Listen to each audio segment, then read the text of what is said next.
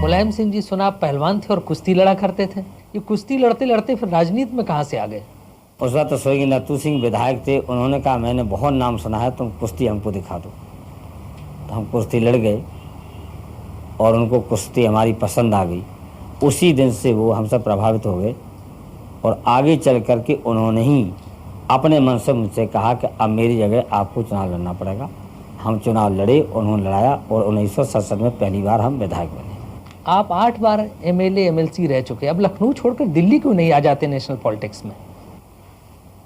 अभी दिल्ली आने का मैंने सोचा नहीं था, लेकिन अब मैंने ये जरूर सोचा है कि दिल्ली में समाजवादी पार्टी के लोगों को ज़्यादा से ज़्यादा पहुंचाएगी। हमारा लक्ष्य है कि अब जो दिल्ली में प्रधानमंत्री बने वो समाजवादी पार्टी के समर्थन से बने, हमारी मर्जी का प्रधानमंत्री हो, ये हमारी इच्छा है और इसलिए हम पूरी शक्ति अब पार्लियामेंट के चुनाव में लगा दी है। आपने एक बार कहा था जब आपको चंद्रशेखर जी गृह मंत्री बना रहे थे दिल्ली में कि हम लखनऊ में मूंगफली बेच लेंगे लेकिन दिल्ली नहीं जाएंगे।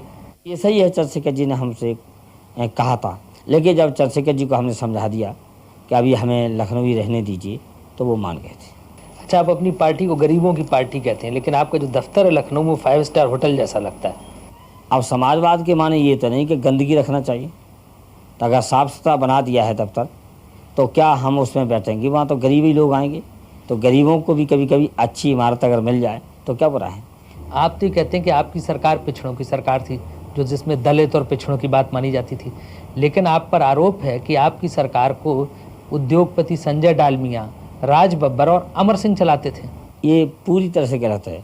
जहाँ तक कि संजय डालमिया का सवाल है, वो हमारी पार्टी के कोषाध्यक्ष भी हैं, राष्ट्रीय पार्टी के, समाजवादी पार्टी के राज्यसभा के सदस्य भी हैं, लेकिन उन्होंने सरकार चलाने में कोई कहीं दखल नहीं दिया।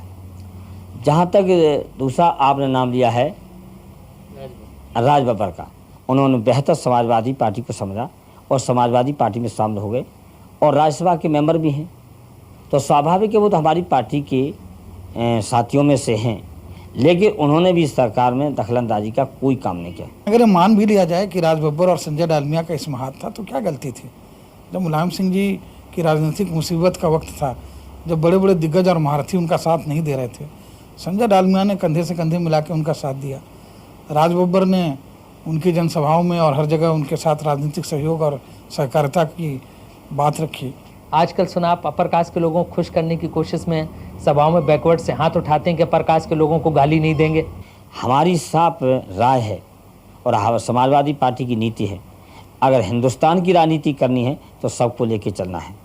इसलिए हर सभा में हम कहते हैं कि जो हमारा सहयोगी दल था वो गाली जरूर देता था ऊंची जात को, लेकिन हम उसी समय ऊंची जात का सम्मान देते थे और इसलिए बहुत ही शायद मन मन में बहुजन समाज पार्टी लोगों को इस बात से परेशानी थी कि जो मुख्य पोस्ट हैं और की पोस्ट हैं सरकार में वो ऊंची जात के पास क्यों हैं। बीजेपी ने जो आंकड़े निकाले हैं उसमें कहा गया है कि 70% यादवों को आपने पुलिस में भर्ती करवाया। इससे ज़्यादा झूठ कोई हो नहीं सकता कि 70% यादव थे। और मंडल आयोग की सिफारिशें लागू क्यों की गई? इसलिए की गई थी कि उनका हिस्सा ज़्यादा बढ़े, तो सब बैकवर्ड का हिस्सा बढ़ा। तो जब सब बैकवर्ड का हिस्सा बढ़ा तो हो सकता है कि यादवों की तादाद ज़्यादा बढ़ गई हो। कल्याण सिंह का आरोप है कि बैकवर्ड्स के नाम पर सिर्फ यादवों को नौकरी दी गई। उनको हमेशा झूठ बोलने की आदत है। जैसे वो एक जो गरीब जाते हैं या बैकवर्ड जाते उसको भी विभाजित करने के लिए कई बार उन्होंने इस तरह के बयान भी दिए।